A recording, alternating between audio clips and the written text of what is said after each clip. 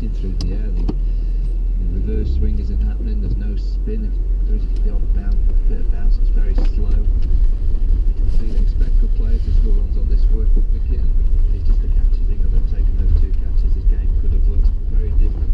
Still a long way to go, you still obviously not really be in England shoes with such a huge lead. And South Africa know if they have one bad hour, a real bad hour in this test match, it's going to be lost. So they've got a lot of hard work to do, but patience for England, lots of different tactics, manoeuvring the field here and there. They've got to take the chances. Yeah, they really do. And dropped on 76. De Villiers last night dropped. He was just on 5. He's now got 8,000 test runs taken into 56. And Anderson tries bobble seam as well. Stokes has had a go. Regis bowled this morning. They've all bowled well to their field. The quick bowlers in particular feeling induced a couple of edges off De Villiers, didn't he, early on? Yeah, I mean, you just look at that second ball of the day, the outside edge of AB De Villiers. Would it have carried if the third slip had been placed? There was a 2 and a 5th slip, it went right in the gap. Potentially it could have gone low down to hand. It just looks that kind of wicket that you've got to take every opportunity. Well, it'll be a vital period after lunch. There's only 8 overs until the new ball. Well, that's going to be the striking zone, isn't it? England have got to strike with that second new ball. When you look at the players to come, you've got Boomy, you've got Pickett back into the side, He's been out of form. But as I've just spoken about, the tail enders won't be that concerned about this wicket. They won't be that worried about facing the 4 quicks of England on this hit, because there's nothing really untoward. There's nothing that you'd think, well, should scare a tail. There's no swing unless they. When's that wind due? That other wind that brings the swing. Don't know. Probably not anytime soon. I don't. Still pretty sick here for the next few days. Well, it looks like it's going to be a hard work, but when you've got that big score on the board, you can just keep probing away, knowing that 2 or 3 errors, and it does look like it will be a batsman error that will force the chance. England can certainly go a long way to getting South Africa under a huge amount of pressure, but full credit to Amber in particular. The captain's under a lot of gas, and he's produced a wonderful innings so far. 9 runs away from a century, and let me bring you the bowling figures then. After the first session of play on this, the 3rd day, James Anderson 14 overs, 4 maidens, 0 for 30. 14 overs, 4 maidens, 0 for 39 for Stuart Broad. Moeen Ali 18 overs, 5 maidens, 0 for 45. Finn 14 overs, 3 maidens, 0 for 43. Roots 3 overs, 1 maiden, 0 for 11. Couldn't have that wicket of Amla. Stokes 9 overs, 2 maidens, 1 for 29. And I'm smiling because Andrew's nodding every time I read his writing correctly. It's a good effort there. Well done. Thank you, thank you. Aggers is coming in now to talk you through the lunch interval as the ground staff are out. There's no perambulation today. The last couple of days I've seen people flood onto the outfield in the lunch break. I wonder whether nets being erected perhaps for some of the players maybe to come out and have a hit, or is there going to be a demonstration? Now some children are now being allowed onto the outfield. A large part has been roped off, but there will be.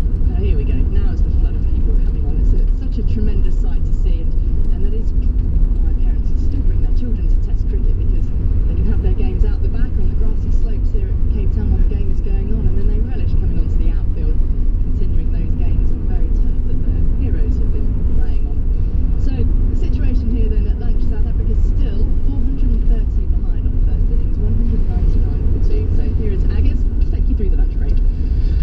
Yes, thanks, Ali. Well, it was a very attritional session, wasn't it? But you've got to say it's South Africa's, and the way those two have got their heads down, they're determined clearly to make this as difficult as possible for England, who've got to keep their packers up and keep running in, trying hard, doing whatever they can do to try and get a breakthrough here. It is lovely seeing all these people swarm onto the field, I must say. And yesterday, I think virtually every Brit possible went out onto the middle to go and have a look at where Stokes had made his absolute mayhem, of course. And out they go again now. Perhaps not quite the same numbers as yesterday, but it is a beautiful sight. And out they all go. Those that can tear themselves away, others I think are still preferring to lie out on towels and blankets on that grassy bank over to our right. So it's a very pleasant scene indeed. At 199 for 2. Amra 91 is played well. De Villiers is on 56, so 430 behind. Now we're going to take a view from the boundary, really here, and which we don't always do when we're on touring, but you know, you go bump into all these sorts of things. So there we go. Today we're meeting a man who's been described as the godfather of UK radio. So I'm going to have to behave. He began his career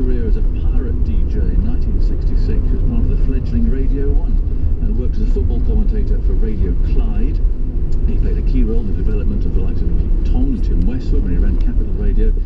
And in 2001 he was voted the most influential person in the music industry. Now he's the director of broadcasting for Global Radio and just about every commercial station you can think of. Not all, but he's just been rattling off those to me that come under his wing. It's just about all of those, well, your Hearts and your Smooths and those.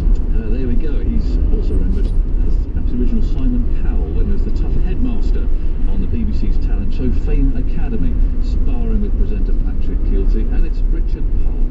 Well, it's very good to meet you. Very good to meet you. Thanks, Jim. I'm a bit terrible. Having read all of that, I'm a bit worried.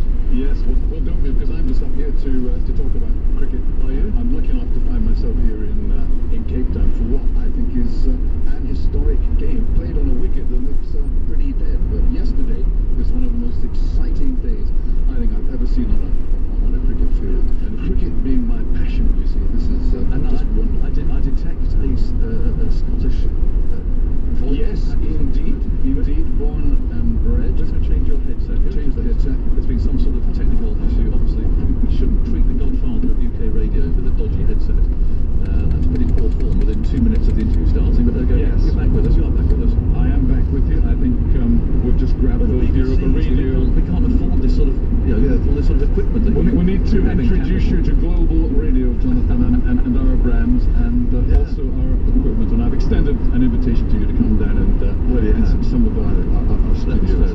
Now, come on. Yes, you were obviously here yesterday. Yes, it was just extraordinary, wasn't it? From the moment we sat down, who would have thought that we were going to have a pre-lunch session like that? I've been watching cricket, well, you've just said how long I've been about, so I don't think I have to develop that, but these many years, I have not seen anything anywhere, no matter what the wickets were like, that played like that. And we know that the young bowlers are struggling a little bit, but even at that, you've got to get the runs on the board, you've got to play the shots, you've got to strike the ball like that. It was extraordinary. And then can I just say, to find out that he'd made that 252 score, passing Doug Walsh and Don Bradman, who apparently are both better at six, to get that score. That was extraordinary. Highest number 6. It was the way he did it, and I've been asked, obviously, the last 24 hours, countless times, to try and describe it. And I sort of run out of superlatives and descriptions, because it was like a T20 innings.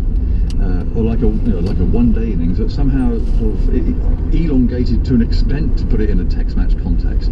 But it was every bit as brutal as some of these amazing T20 innings that we've seen, wasn't it? I mean, it was a T20 innings essentially. Well, it was a T20 innings, and that's the highest pre-lunch score, I gather, as well. Yes. In the history of Test cricket. Yeah.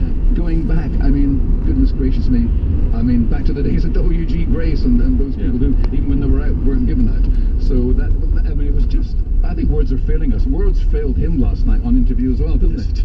It was just, I mean, unbelievable. Were you sitting with South Africans around you? Some South Africans, but they were applauding as well. Yes. Well, that's what I thought, because I mean, we had Graham Smith here, who, let's face it, is about as South African as they come, and I mean, he was enjoying it, but he was enjoying it. I mean, more than enjoying it. I mean, and admiring it and so on. But he was sitting back and thinking, this is extraordinary. Yes. Well, Dale Steyn was a couple of rows behind us actually, and he didn't look quite as happy as some. But maybe he was trying to get over your manhandling of him.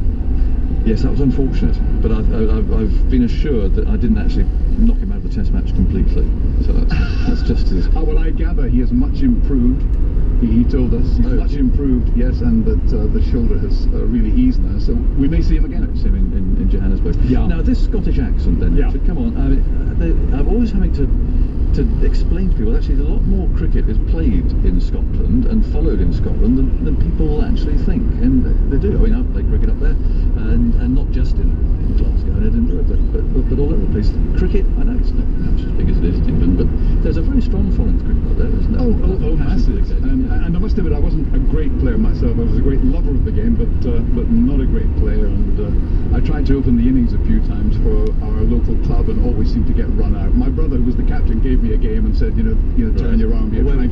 This was in Fife. Right. There was a club called Dunakeer, which actually he took from the 4th division to the 1st division, and really had a magnificent magnificent run right to the top echelons of Scottish cricket, where some of the great professionals played. Mohamed Azharuddin in Kirkcaldy was the professional at the Kirkcaldy club. Dunkirk was the second Kirkcaldy club. So times like Kirkcaldy in those days had, you know, two size teams that were in the Eastern First Division, and then naturally went to play the Glasgow teams as well in cup competitions, etc. Bob Massey, do you remember Bob Massey? Of course he played up there, didn't he? Yes, Bob Massey played at in Ayrshire. I think he was at Kilmarnock, and Did he actually play for Scotland or not? No. He went back to Western Australia. He was from Perth, but he did have Scottish antecedents. He did. Maybe that was what I'm thinking of. 16 for 72, was it? Yes, but Scottish ascendancy. Yes, forefathers, that sort of thing. Yeah. Good Lord. What was the standard like you were playing there? The standard we were playing in was decent, and you know, if people like Mohamed Azharuddin wanted to come and be the professionals, then the standard obviously had to be pretty high. Yes. Where were you watching? If you wanted to, you've got this developing love of the game. Yeah, you had to come south of the border, really, if you wanted to gather a crowd. Occasionally Scotland would play at the touring side, and I did see Scotland in Perth in 1972. This was the Chapel Boys. With Bob Massey's... Exactly, Doug Walters, Paul Sheehan. I mean, some great players in that team. Now, I do remember on that day, actually, Greg Chappell betting Doug Walters that he couldn't hit his first delivery for six. Right. And he did, straight into the beer tank. It was magnificent. That man could play. Never made great runs, did he, in England? No. But Doug Walters... Always caught in the gully. Yeah, that's right. I think when the ball was moving around, it wasn't quite so good, but do you remember that 100 he made in the West Indies between lunch and tea? Yes. Magnificent. You've got your cricket pretty much nailed down, haven't you? I'm a huge fan. It's my absolute passion. Although my business is radio in general, to be able to mix the radio and the cricket is absolutely fantastic. So cricket I do for a rest, radio I do for my daily bread. Right. But radio and cricket is a good mix, isn't it? Oh, apparently, Jonathan. Yes, you're looking good on it anyhow. What do you mean by that? Well, no, but it does. People love. I think more than any other sport, they love listening to cricket on the radio. It just lends itself to radio. Well, talk radio is extremely popular the world over, and you know we've got LBC, of course, in our global group, and on the BBC, obviously you've got your versions of that. People do love to hear a good, intelligent conversation. Yes. And I'm sure once I've left you, there'll be one.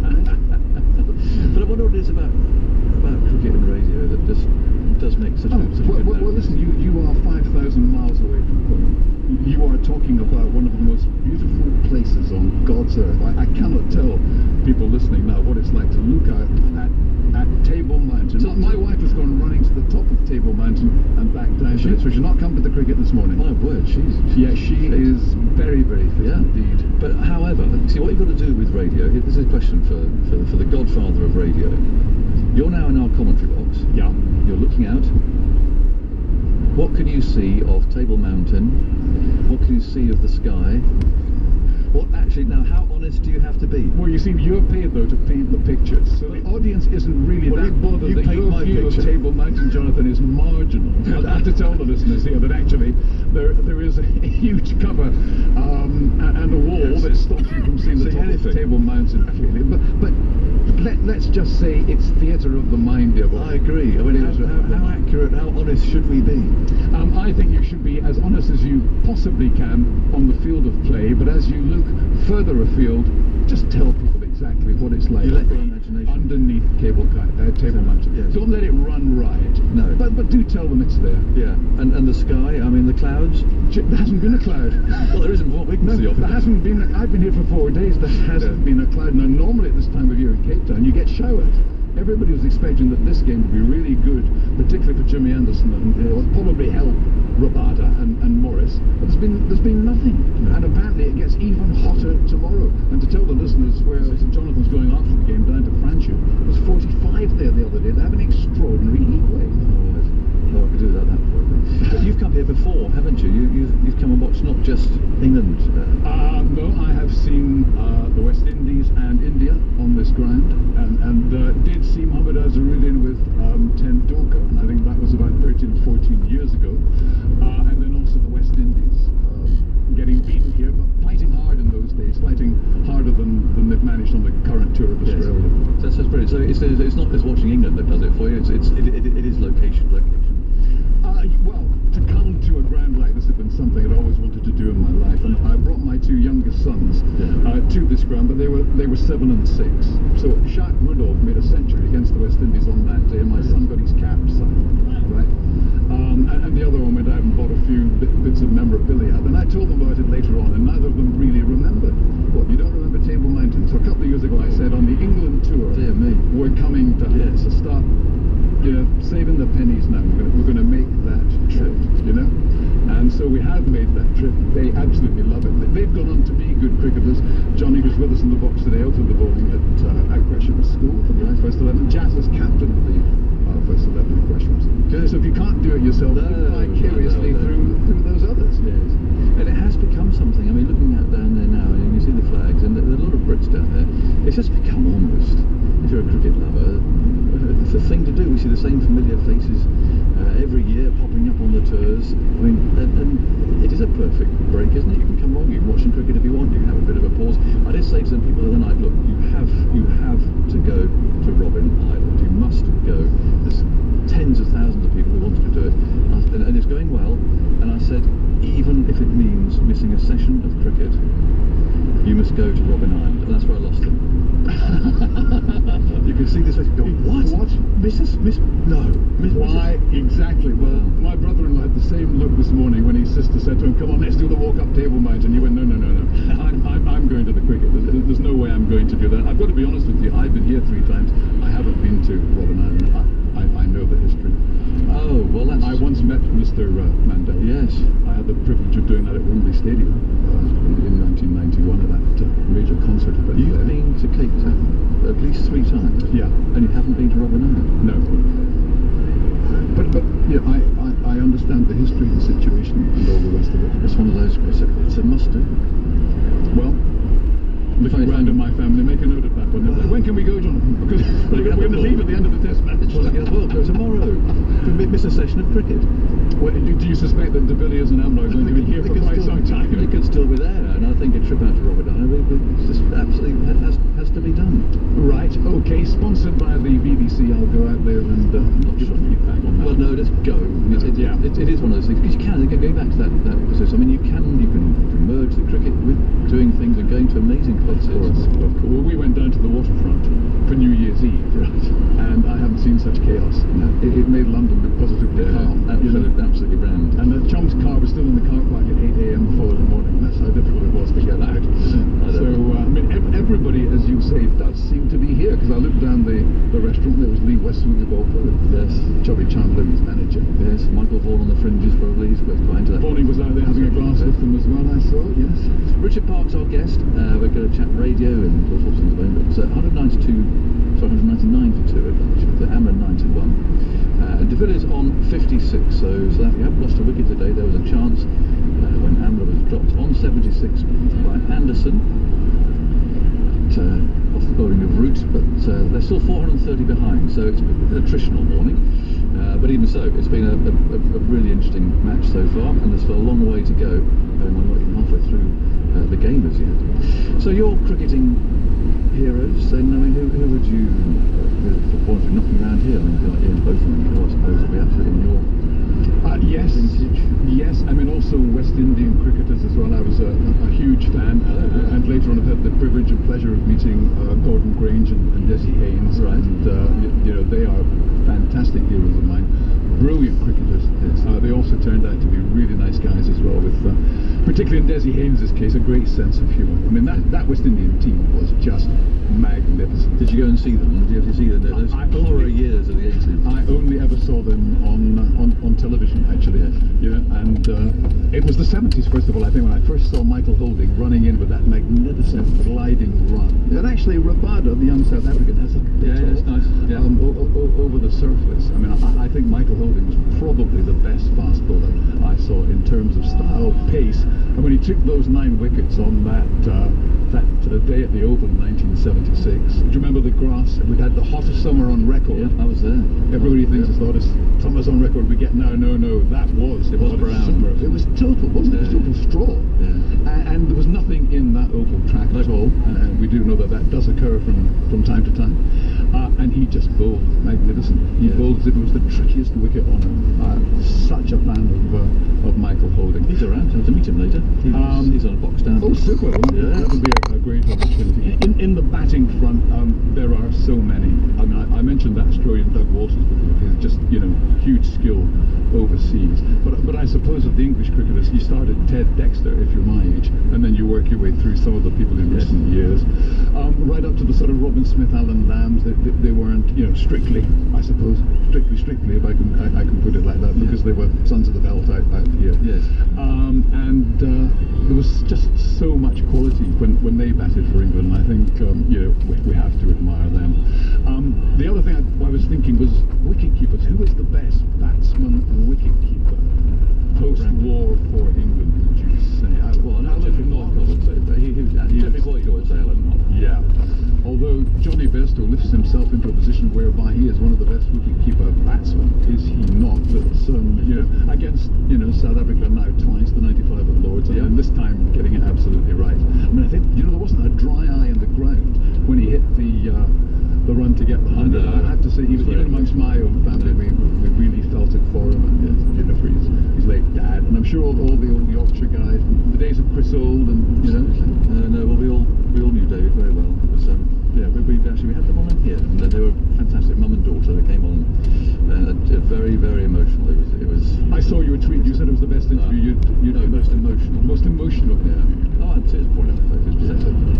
Well, I mean, that's what is so special about this game. Yeah. You know, you can go as we've gone this morning with a fairly up and down match. Suddenly you can burst into flames. What are you going to do then as your commercial view on cricket? What are you going to do with cricket? Where do you think it is at the moment? You mentioned the West Indies. Well, what a mess they are. You look at the Big Bash, 80,000 people going and watching the Big Bash in Melbourne, and nobody turning up to watch Australia West Indies at Sydney and in the New Year's Test match. No. Come on, Mr. Godfather of the radio and all things. Well, what does cricket need? Just to say, first of all, I caught the look on a few of the Australian players' faces in Sydney the other day, and of course they're playing in the Test match for their country, which is the prime motivator for Aussies. But they do realise that down the road the stadiums are full for the 76ers. So it's amazing, isn't it? And then in Melbourne, the 85,000 turnout. Well, in my view about England is that there's a fantastic opportunity here for a game that you can market worldwide, because we know there's enough people now in the States who are, you know, perhaps from the old British protectorates, as it were, who are interested, plus, you know, some American interest themselves. Yeah. So I think now, a very big Asian market too in the States. It's massive. So we need to think really progressively about this and about how we do it in our country. Our big issue is, unlike South Africa, Australia, we don't have the weather.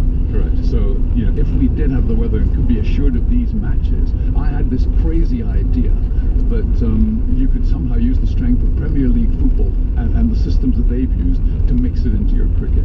You know, by that I mean we may have to think completely radically, and Arsenal could be the Arsenal cricket team, the Arsenal T20 could be the team that played at Lords in North London, that Chelsea cricket team could be the team that played at the Oval. Now, Rich, when I tell this to Richard Thompson, he looks at me, chairman when I tell this to Richard Thompson, he looks at me as if I'm mad. Yes, I can imagine. Rod Bradensgrove at Southampton. Yes. Rod is progressive. So he is progressive. You really think that's a way to link them together, link the brand of the football? Everybody would watch. Everybody here in South Africa.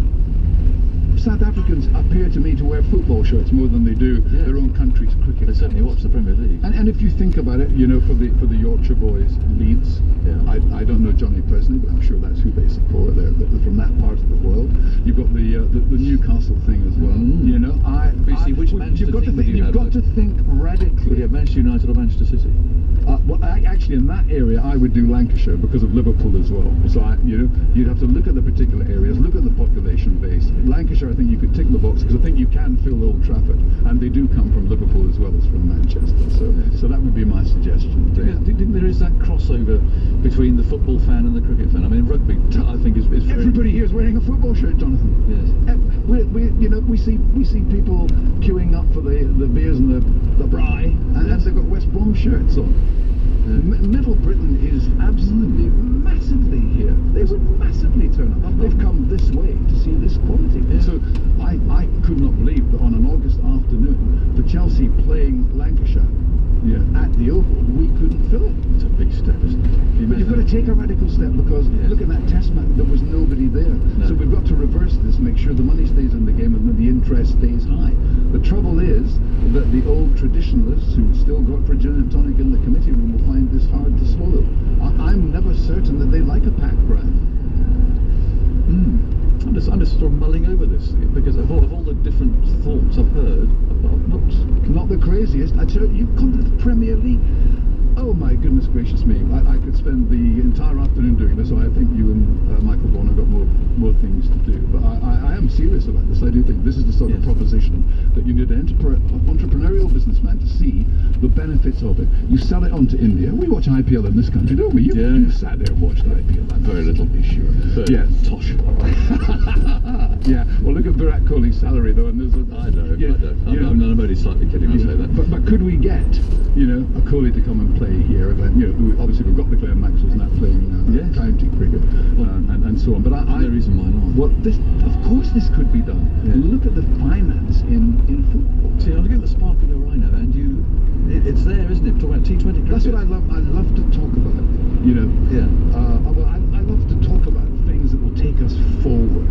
Because although I love my traditional days of Test matches, the way to get Test cricket to survive is to link cricket into a different part of the world. So suddenly this becomes the international arena for those sorts of players. Yes. Do you know what I mean? Well, I do, but then it's got to, the integrity of the game still has to be right. The integrity won't be changed. I'm not suggesting anything else. But I heard Michael Vaughan on the air here the other day saying that Archie is